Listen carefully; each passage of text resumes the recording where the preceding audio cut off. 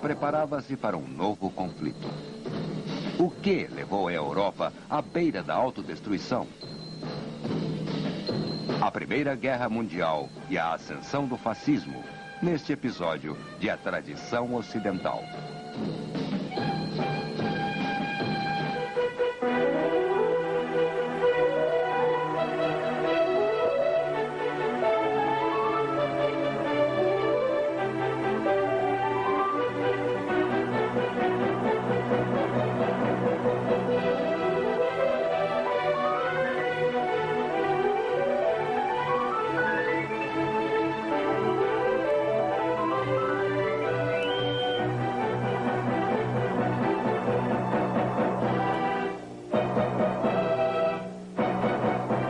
E agora o professor da Universidade da Califórnia, Eugene Weber, em sua jornada através da história da civilização ocidental. Estamos quase chegando ao tempo atual, no início do século XX. O século em que as sementes plantadas muito antes finalmente brotaram, tornando o mundo e a Europa menores, mais assustadores e mais tensos. O fenômeno mais espetacular do século foi o que eu gosto de chamar de a Segunda Guerra dos 30 Anos, de 1914 a 1945. Durante esse período, duas guerras mundiais mataram mais europeus do que todos os grandes conflitos do passado. Deixaram as economias em ruínas. Milhões de europeus foram subjugados por regimes totalitários. Antes de 1914, a Europa havia sido o centro do mundo, dominante e dinâmica. Após 1945, ela foi reduzida às suas dimensões físicas básicas, uma península do tamanho médio a oeste da Ásia. E, eventualmente, grande parte dela recuperaria e até ultrapassaria sua antiga prosperidade, mas jamais teria de novo o mesmo papel preponderante na política mundial.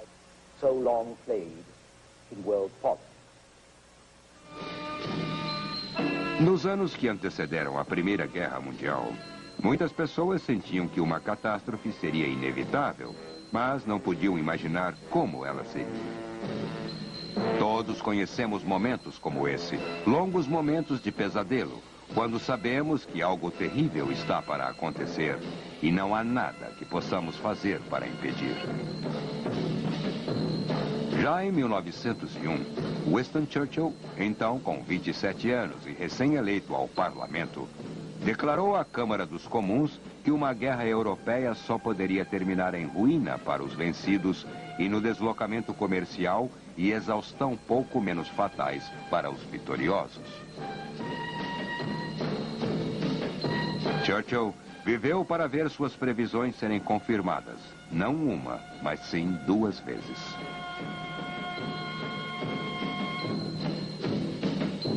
O fato é que em 1914, a maioria das potências europeias tinha menos medo de lutar do que não lutar.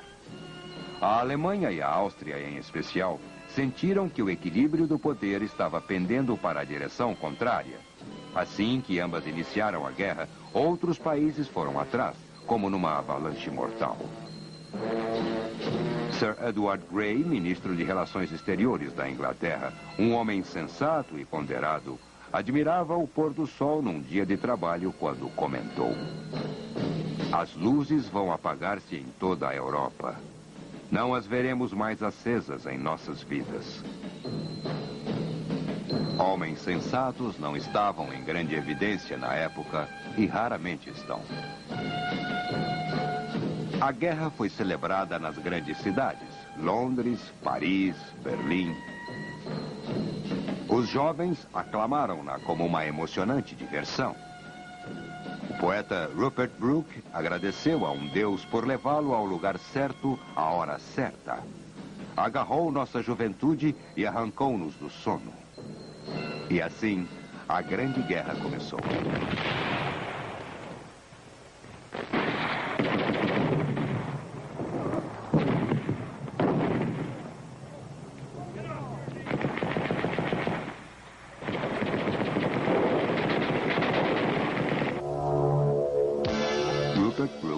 Divertiu-se e morreu, assim como outros milhões. Os que não morreram apodreceram e tremeram nas trincheiras, ou viveram para sofrer longos anos com membros amputados ou pulmões arruinados.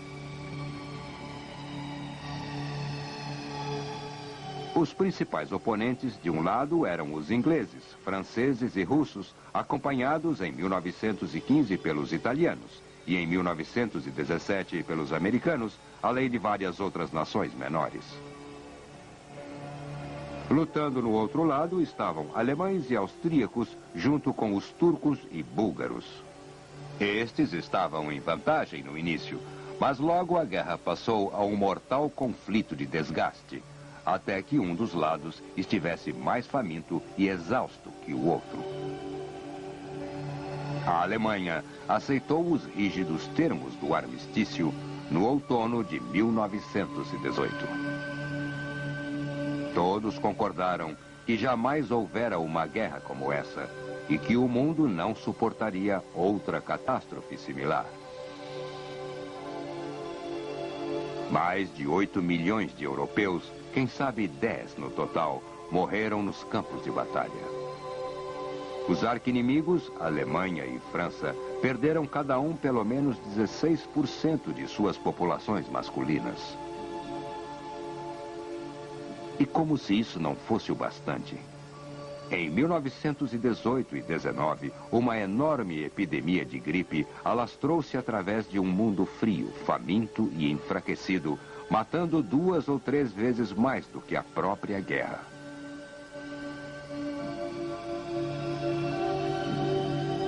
Com os cadáveres enterrados, teve início a negociação de paz. Infelizmente, eles prepararam o terreno não para a prometida justiça e duradoura paz, mas, como o economista John Maynard Keynes escreveu, para outra justa e duradoura guerra. O presidente Woodrow Wilson liderou a delegação americana.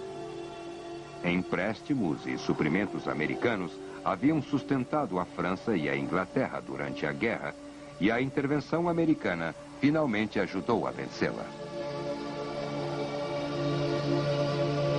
Mas, nas negociações em Paris, Wilson não conseguiu convencer seus aliados a serem mais magnânimos na paz do que os alemães haviam sido na guerra.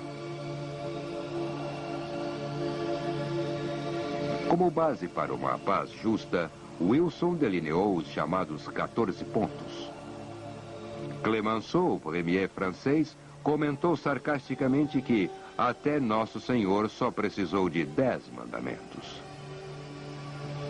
Enquanto os outros diplomatas iam eliminando seus pontos, Wilson tornou-se obcecado pelo 14º e último, que pedia uma Liga das Nações, a qual traria garantias mútuas de independência política e integridade territorial para nações grandes e pequenas por igual. Mas ao voltar para casa, Wilson caiu em exaustão por estresse e a seguir teve um infarte. Isso deixou o governo americano nas mãos de um presidente efêmero e sem condições mentais. E os americanos sentiram que a paz, eventualmente acertada, não era a sua paz. Eles tornaram-se cada vez mais isolacionistas e viraram suas costas à Europa, o que teve um sério efeito sobre o equilíbrio mundial do poder. Em Genebra, a nova Liga das Nações foi fundada em 1920. Ali, os desacordos entre as democracias europeias tornaram-se penosamente óbvios. Na Assembleia da Liga, os grandes ideais eram tratados como realidades, o que dava aos aliados a desculpa para evitar os temas graves e dava a seus inimigos desculpa para esquivar-se dos mesmos temas. O acordo de paz foi nitidamente duro demais para os alemães aceitarem e suave demais para mantê-los sob controle por muito tempo. Era uma época de muito nervosismo. A Europa estava inquieta, com seu mapa dramaticamente alterado. Sob o peso da guerra, 4 impérios estavam destruídos. O russo, primeiro, a seguir o austríaco, o otomano e o alemão. Com o colapso dos impérios, os povos foram às ruas. Era a oportunidade perfeita para uma dúzia de nacionalidades da Albânia à Finlândia lutar pela independência ou pela reunificação com seus irmãos. Guerras menores ocorreram em toda a Europa. Os gregos lutaram contra os turcos, os húngaros contra os romenos, os poloneses lutaram contra os russos e a maior parte da Europa Central sofreu com guerras civis também. Na Rússia, a mais importante destas guerras havia ocorrido em 1917, quando, após 2 revoluções seguidas, uma pequena facção de social-democratas atingiu o poder. Os comunistas bolcheviques, liderados por Vladimir Ilyich Lenin. Em 1917, os exércitos russos de camponeses estavam desintegrando-se no fronte oriental por não estarem à altura da máquina bélica alemã. Lenin e os bolcheviques ganharam tempo assinando um acordo de paz na cidade de Brest-Litovsk e cedendo grande parte da Rússia Ocidental aos alemães. Eles conseguiram apoio popular ao optarem pela paz a qualquer custo. Eles prometeram terras aos camponeses, melhores condições para os operários industriais. Isto permitiu que passassem pelos anos difíceis das guerras e que se firmassem no poder. O bolchevismo na Rússia parecia um filho bastardo de Karl Marx e Ivan o Terrível. Uma de suas distinções era o uso generalizado de burocratização e o terror contra o povo. A polícia secreta de Lenin, um elemento crucial ao regime, matou 1000 vezes mais do que a polícia czarista o fizera. Como observou Joseph Stalin, sucessor de Lenin, uma única morte é uma tragédia. 1 milhão de mortes é uma estatística. Sob Stalin, 10 milhões de camponeses foram torturados e mortos no final da década de 1920 e nos anos 30, quando a Rússia rumava para a agricultura coletiva, proibindo fazendas familiares, uma operação que também exilou ou movimentou outros milhões.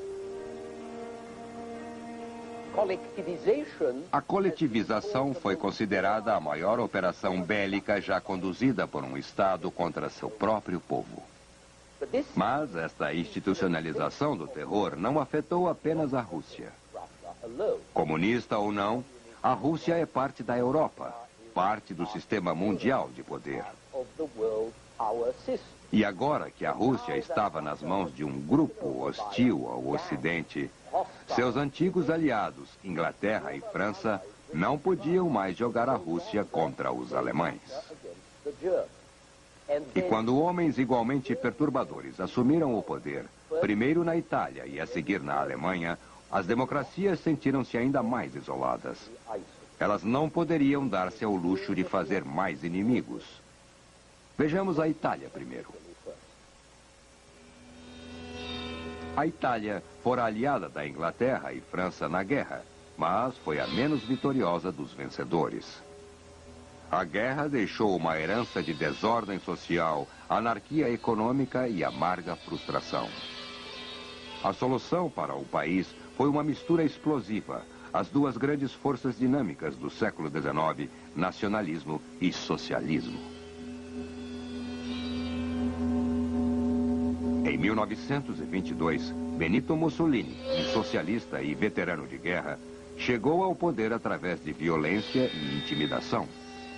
Ele adotou como emblema de seu movimento as fasces, que os magistrados da antiga Roma portavam como símbolo de sua autoridade e da união do Estado. Mussolini aprimorou as ferrovias, criou uma grande indústria aeronáutica e limpou os pântanos de mosquitos na periferia de Roma. Mas o que ele fez, em grande parte, foi uma fachada. Os problemas reais não desapareceram. Porém, comparada à miséria da Rússia e à falta de coragem do Ocidente, a ditadura de direita de Mussolini, chamada fascismo, parecia um sucesso. Um dos homens que Mussolini mais impressionou acabaria por ultrapassá-lo. Adolf Hitler, outro demagogo nacional-socialista que chegaria ao poder nas asas de uma crise. A Alemanha dos anos 20 e início dos 30 era uma área de calamidade. Todos os países europeus saíram da Primeira Guerra com suas economias em farrapos. Mas na Alemanha foi pior. A inflação da Alemanha tornou-se catastrófica. Poupanças perderam todo o seu valor e as classes médias desapareceram. A partir deste ponto, a Alemanha estava cheia de gente que não tinha mais nada a perder. Em 1932, durante o ápice, ou talvez o fundo, da Grande Depressão, a taxa de desemprego chegara aos 43%. Nessa época, os nazistas já eram o segundo maior partido no Reichstag, o parlamento alemão, e os comunistas o terceiro. Foi natural que os jovens e desesperados, ou quiçá os jovens e idealistas, muitos deles estudantes, dirigissem suas esperanças ao nazismo, com seu patriotismo inflamante. A velha ordem havia falhado no naufrágio econômico da depressão, bem como na chacina da Grande Guerra. E os estudantes não eram os únicos. 3 anos após a ascensão dos nazistas, em 1933, a Alemanha era a única potência industrial praticamente sem desemprego. Não é de estranhar que os alemães tenham adorado Hitler sem fazer muitas perguntas.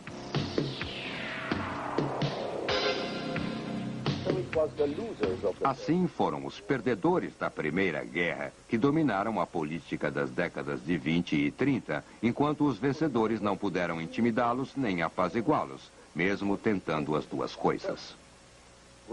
A Rússia estava fora do cenário. Os Estados Unidos eram felizes como isolacionistas. A Inglaterra e a França alternavam-se entre discussões e indecisões, chegando ao ponto em que você joga um amigo aos lobos, esperando que os lobos fiquem saciados antes de chegar até você.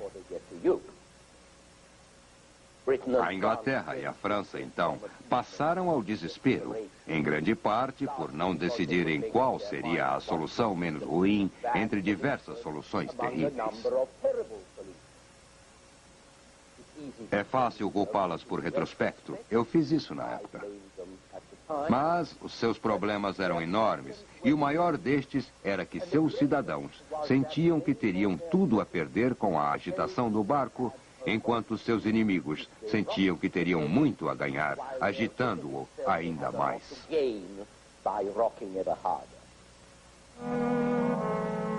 Lembrem-se de que a França havia perdido 16% de sua população masculina e muitos mais estavam incapacitados. Em 1936, os franceses tinham mais cidadãos com mais de 60 anos que qualquer outro país. Isto era refletido em seu conservadorismo e seu desejo desesperado de evitar um conflito. Na Inglaterra, o desemprego e revoltas trabalhistas eram endêmicas. A classe trabalhadora sentiu-se primeiro irritada e depois humilhada pelo fracasso de sua greve geral em 1926. E chegaram ao fundo do poço com a depressão. O Império Britânico saiu da guerra maior do que nunca, mas isto só queria dizer que os problemas eram ainda maiores. Ninguém na liberal Inglaterra sabia dizer o quão liberal poderia ser para manter seu poder sobre as colônias. A elite intelectual do país, profundamente desiludida pela guerra, agora combinava uma rejeição do nacionalismo com o hedonismo. E.M. Foster, o romancista, afirmou que, se ele tivesse que escolher entre trair seu país ou trair um amigo, ele esperaria ter a coragem de trair seu país. Assim, essa foi uma época em que comunismo e fascismo representaram inspiração e união. E muitos dos melhores e mais inteligentes, além dos mais embrutecidos e nécios, adotaram essas bandeiras entre as guerras. Era inevitável que houvesse um confronto entre os ditadores que sabiam ou pensavam que sabiam o que buscavam e as democracias liberais perdidas em autocríticas e dúvidas. Um jogo que seria uma barbada. Em março de 1933, o primeiro campo de concentração foi aberto em Dachau, perto de Munique, 2 meses após Hitler chegar ao poder. 3 meses depois, o líder do Partido Trabalhista Britânico, George Lansbury, declarou: "Eu fecharia os postos de recrutamento, dispensaria o exército, dispensaria a força aérea. Eu aboliria todo o equipamento bélico e diria ao mundo: façam o pior." E o mundo estava fazendo o pior. A Alemanha reconstruiu seu exército e os homens de boa vontade continuaram a manter-se imparciais entre o corpo de bombeiros e o incêndio. O tempo estava acabando. Na Espanha, o general Francisco Franco liderou os rebeldes de direita contra um governo de esquerda legalmente eleito em 1936. Os rebeldes foram ajudados pelos alemães e italianos. O governo espanhol foi apoiado pela França e Rússia. Mas a ajuda francesa foi pequena demais, tarde demais. E os russos estavam mais interessados em ajudar a si mesmos, enquanto a ajuda fascista a Franco era muito mais eficaz e mortal. Em abril de 1937, a Força Aérea Alemã bombardeou a cidade de Guernica, na Espanha. O ataque deixou 1000 mortos e a cidade em ruínas. Isso teve profundo efeito sobre a diplomacia europeia, pois as cenas de destruição em tal escala aumentaram os temores europeus de bombardeios em massa. Pablo Picasso imortalizou o ataque numa pintura feita para a Feira Mundial de 1937. E assim, o horror de Guernica deu uma nova dimensão ao medo generalizado da guerra, aumentando a relutância das democracias quanto a qualquer risco.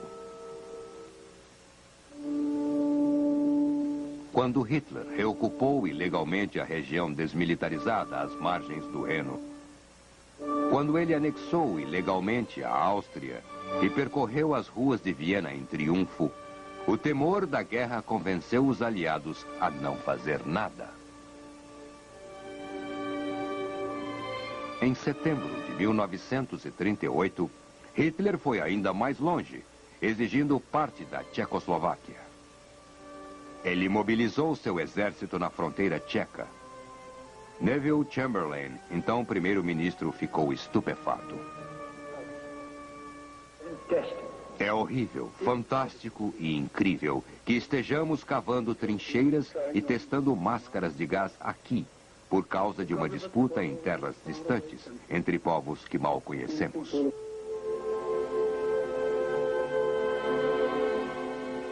É fácil imaginar o alívio de Chamberlain quando ele conseguiu evitar a guerra indo a Munique e chegando a um acordo com Hitler. Com esse processo, ele ajudou a entregar as fronteiras ocidentais da Tchecoslováquia, deixando-a indefesa. Ele chamou a isso de paz com honra. Winston Churchill foi mais direto quando disse à Câmara dos Comuns que eles haviam sofrido uma derrota sem chegarem a lutar uma guerra. Mas apesar da agressão alemã e italiana, a maioria dos estadistas ocidentais dos anos 30 persistia em tratar os líderes fascistas não como brutamontes indiferentes à lei, mas sim como políticos de nível similar. O ministro inglês de Relações Exteriores, Lord Halifax, observou ironicamente que o mundo teria sido um lugar melhor e mais fácil de administrar se Herr Hitler e Signore Mussolini tivessem frequentado Oxford. A segunda melhor opção foi agir como se esse fosse o caso. Mas lobos são lobos, mesmo quando você acredita que sejam galinhas. E a fome dos lobos não seria saciada facilmente, como veremos no nosso próximo episódio.